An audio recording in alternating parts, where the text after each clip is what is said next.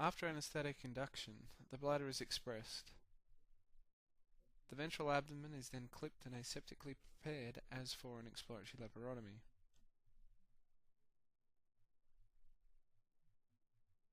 A midline incision is performed extending from the umbilicus caudally to a point halfway between the umbilicus and the cranial brim of the pubis. This incision may be lengthened if required to improve exposure. Note that in the cat and in young dogs, the abdominal incision starts 1 to 2 centimeters caudal to the umbilicus.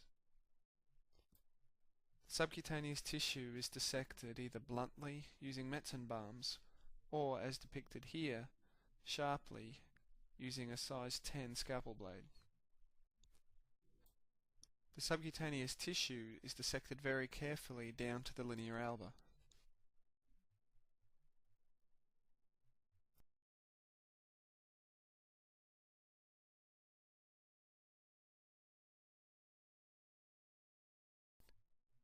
The abdominal wall is elevated by grasping the linea alba with adze and thumb forceps. A number 10 scalpel blade is going to be used to incise the linea alba. This initial incision should be performed in a controlled manner so as to prevent a stab incision of underlying viscera. Mayo scissors are then used to lengthen the initial incision in the linea alba. Note that for a right-handed surgeon cutting cranially using curved scissors, that the curve of the scissor points towards the surgeon. Once the incision is large enough to allow a finger to be placed into the abdomen, the linea alba is palpated internally. This is to ensure that viscera aren't adhered to the linea alba and therefore aren't going to be incised with the Mayo scissors. Mayos are then used to lengthen the linea alba incision. Note that now that the surgeon is cutting caudally, that the scissors have been manipulated such that the curve is again directed towards the surgeon. Now the index finger is being used as a tissue hook to localize the uterus.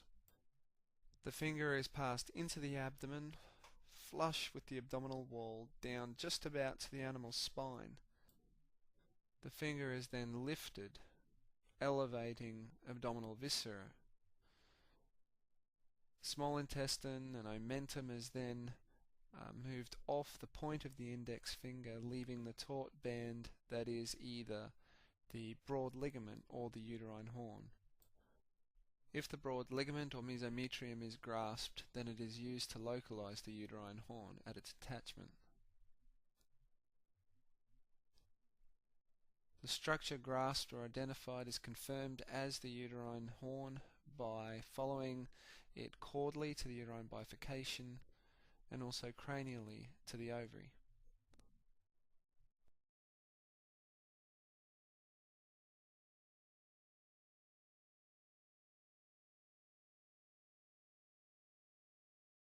The suspensory ligament is now ruptured to improve exposure of the ovarian pedicle. The uterine horn is grasped with the left hand and gentle caudal traction is applied. The right hand is then used to grasp onto the uterine horn between the thumb and middle finger. The hand is then slid cranially and the ovary is grasped between the thumb and middle finger. The forefinger is then used to rupture the suspensory. So here the left uterine horn has been grasped between the thumb and middle finger of the right hand. The hand has been slid cranially and the ovary is now grasped between the thumb and middle fingers. The suspensory ligament is identified using retraction applied by the left hand, and the forefinger of the right hand is now slid down the suspensory ligament. And this is the suspensory ligament seen isolated.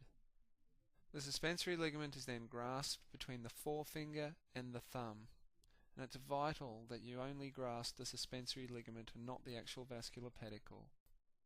Gentle caudal traction is applied to the suspensory ligament, and the ligament is ruptured. It is important to note here that at no time was caudal or outward traction applied to the ovary. Doing so would risk rupture of the mesovarium and its associated blood vessels. You can see here that now that the suspensory ligament has been ruptured, exposure of the mesovarium and its associated blood vessels has been greatly improved.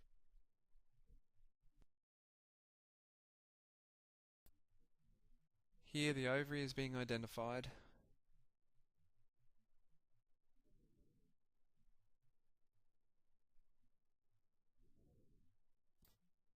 The blood vessels that make up the arteriovenous complex of the ovarian pedicle.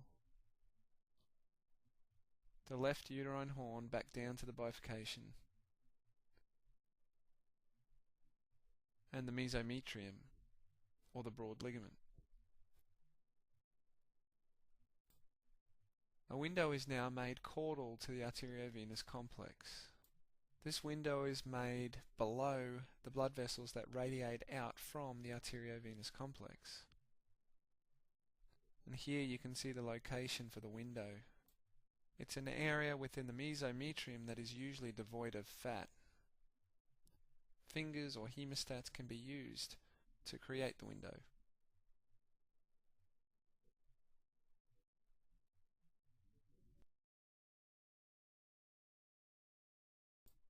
Rochester Carmalt forceps are now used to crush the mesovarium and the associated blood vessels. A triple clamp method will be used. The most proximal clamp is placed initially. The middle clamp is placed next, and note that a gap is left between these two clamps. This is to allow space for a transfixation ligature to be placed. If a transfixation ligature is not used, then this tissue that is left behind will function to prevent the circumferential ligature from slipping off the end of the transected pedicle. The third clamp has now been placed close to the middle clamp, and it is confirmed that the ovary is not incorporated into this clamp. Synthetic monofilament absorbable suture of appropriate size with a swaged-on taper point needle is usually used.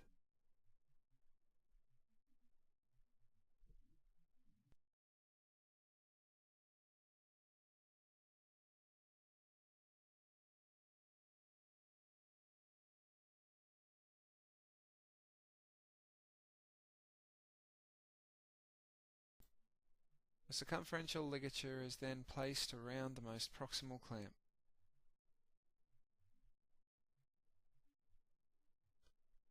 Caudally, the suture material is above the clamp, and cranially it is just below it. In this way, the clamp will be incorporated into the ligature. After the double throw has been placed, the clamp can be removed, and the double throw can be tightened into the crushed tissue using the thumb tension method. To ensure appropriate hemostasis, it is important that this double throw is placed very firmly.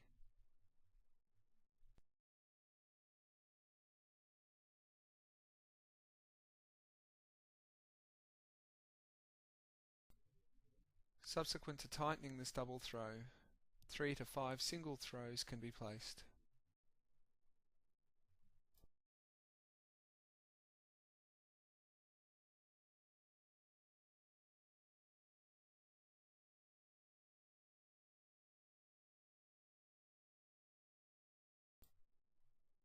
Suture material is then cut with tags of 2 to 3 millimeters.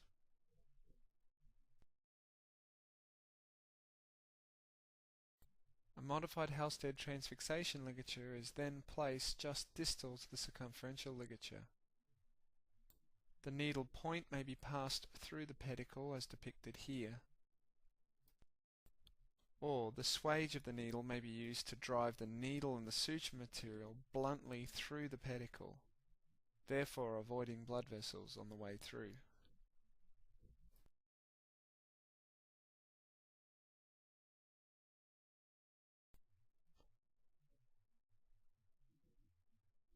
A single throw is placed caudally and tightened.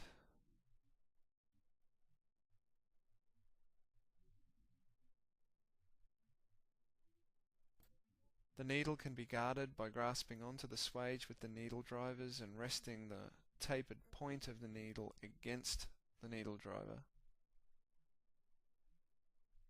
And the needle and suture material may be passed just caudal to the pedicle and around cranially. The double throw of the modified Halstead transfixation may now be placed.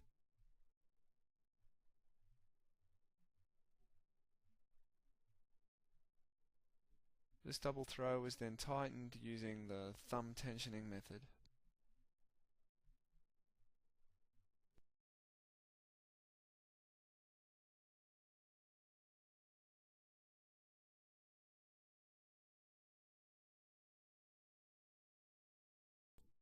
Subsequently, 3 to 5 single throws are placed on top of the double throw, and the suture tags are cut at 2 to 3 millimeters.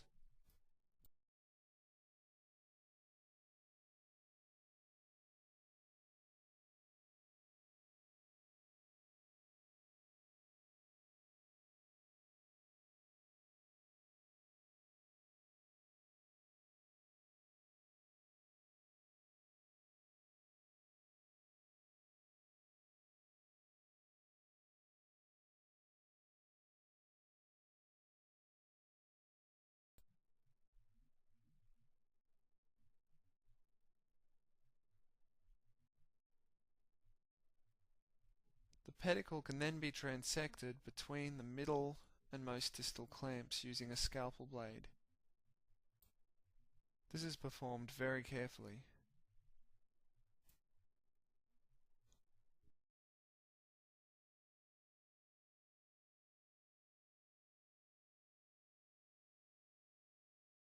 The pedicle is now grasped with forceps just distal to the ligatures. It is important not to grasp the ligatures themselves or the tissue just proximal to the ligatures, as this may result in dislodgement of the ligatures. The clamp is removed and the pedicle is checked for hemorrhage. Before releasing the pedicle into the abdomen, tension is released by lowering the pedicle, and if hemorrhage is not observed, then the pedicle can be released.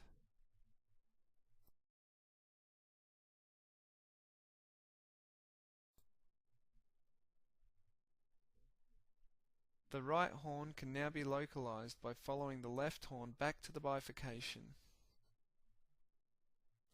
Once the right horn is localized, the procedure is repeated for the right ovary.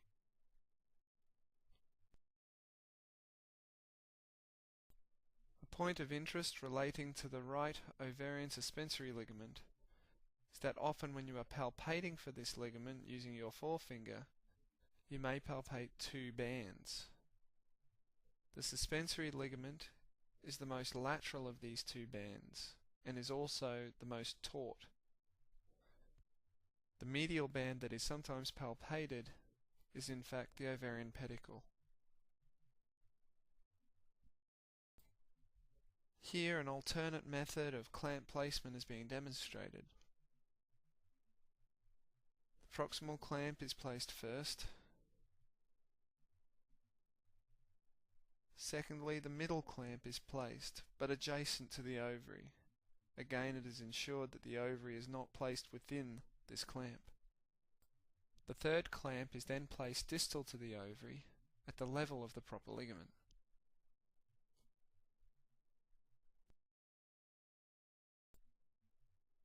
This method of clamp placement is often useful when you have limited exposure. Subsequently, ligation of the pedicle continues as for the left.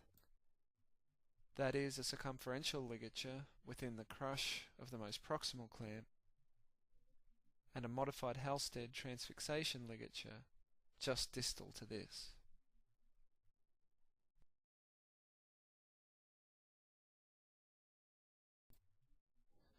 Note that in cats and in small dogs that the transfixation ligature may be omitted as long as the surgeon is confident that the circumferential ligature has achieved adequate hemostasis.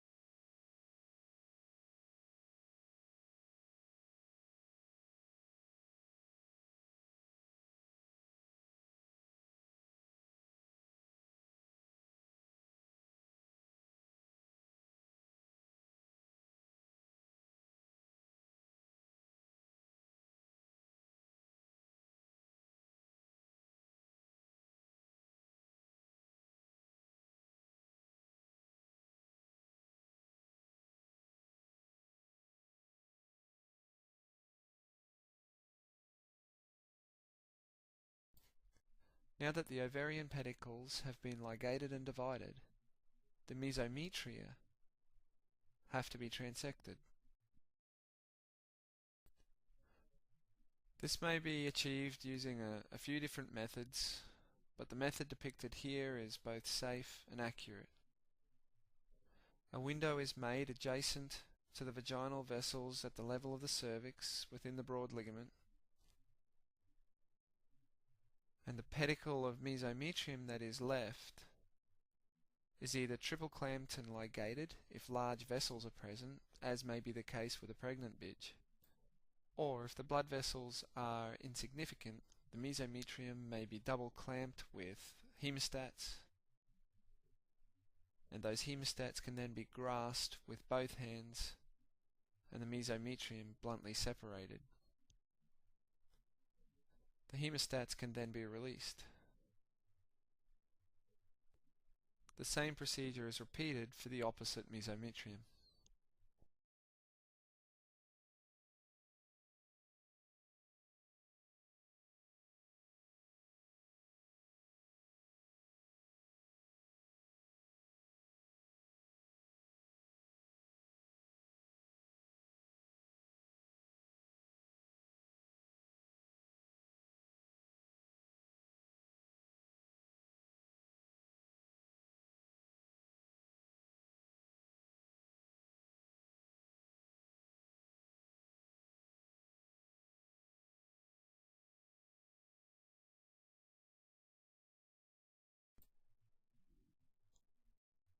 At this point, gentle cranial traction is applied to the uterus with the left hand, and the right forefinger is placed within the caudal commissure of the abdominal incision and is retracted caudally. The uterus is then elevated and retroflexed caudally, and at the same time the forefinger of the right hand is released from the abdominal incision. This facilitates greater exposure of the cervix and uterine body. The cervix and uterine body are now identified, and 3 Rochester-Carmalt clamps are placed across the uterine body.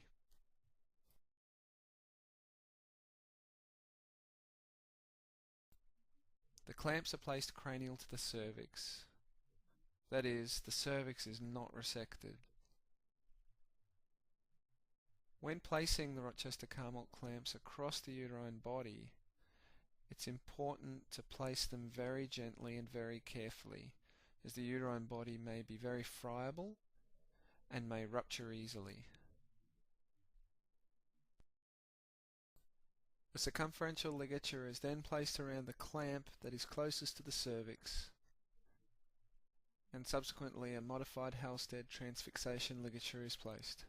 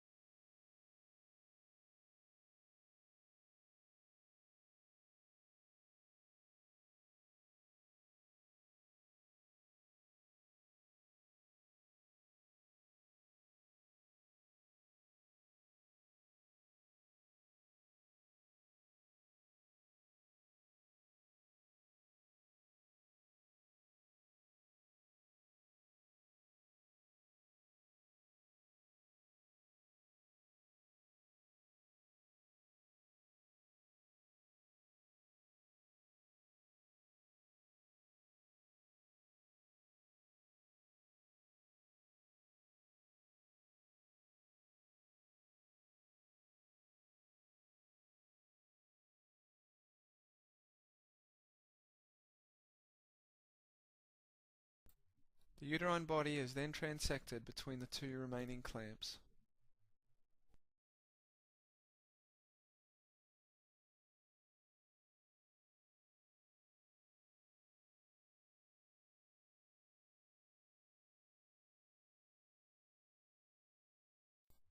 The ovaries are inspected to ensure that all ovarian tissue has been removed.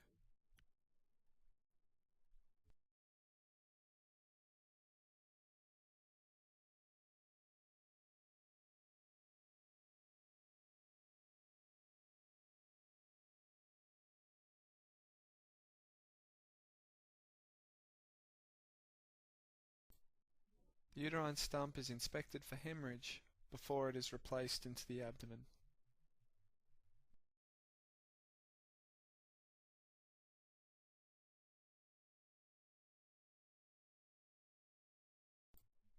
The ovarian pedicles and the uterine stump are then checked for hemorrhage prior to closing the abdomen.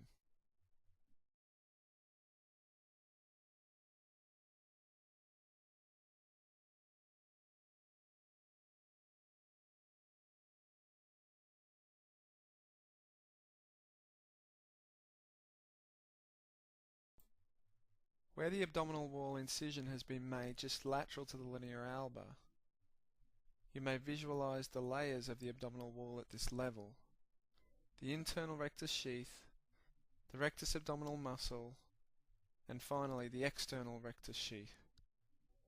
The strength layer of your abdominal wall closure is the external rectus sheath.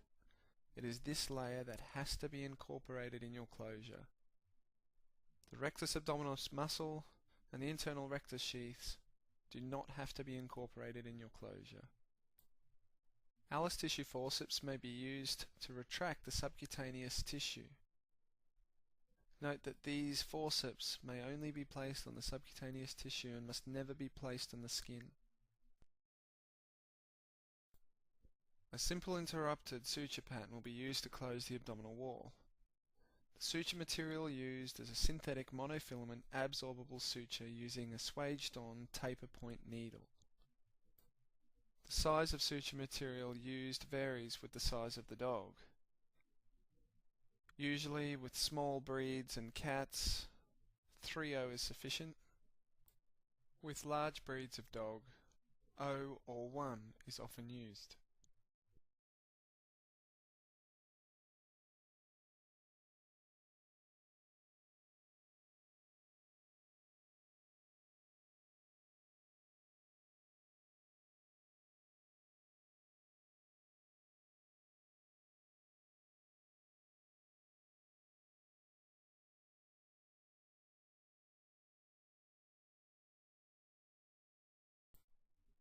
The subcutaneous tissue is then closed with 3/0 or 4/0 suture of a similar type, usually using a simple continuous or a continuous mattress suture pattern. The suture is started by burying the knot. The needle is passed from deep to superficial, and then from superficial to deep on the opposite side of the incision. A single or a double throw is placed and then the knot completed.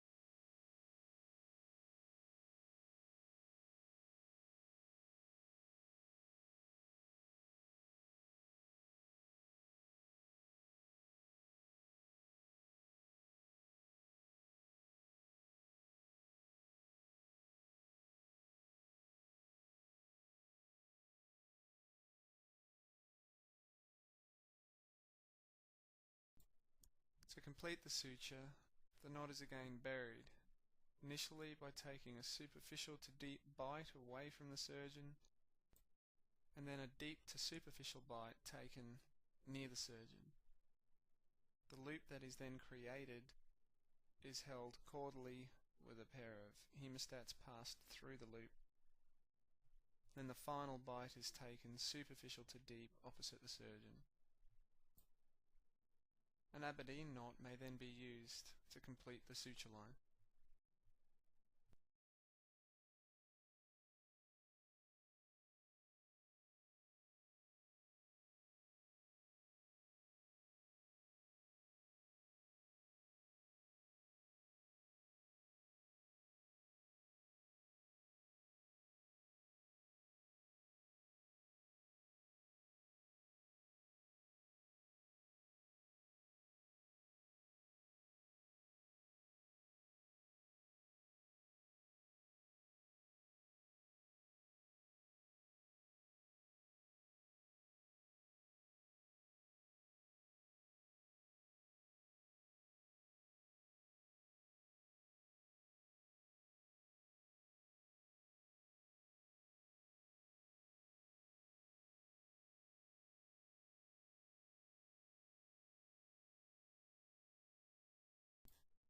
The skin is then closed using a synthetic monofilament non-absorbable suture. An example is Proline. Usually a cutting straight needle is used, and the suture is usually 3/0.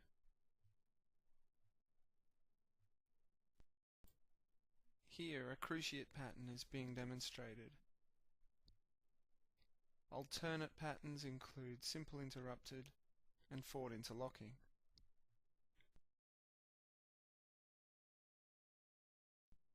Alternatively, the skin may be closed using a synthetic monofilament absorbable suture in an intradermal pattern. Usually 4/0 monocryl is used for this purpose.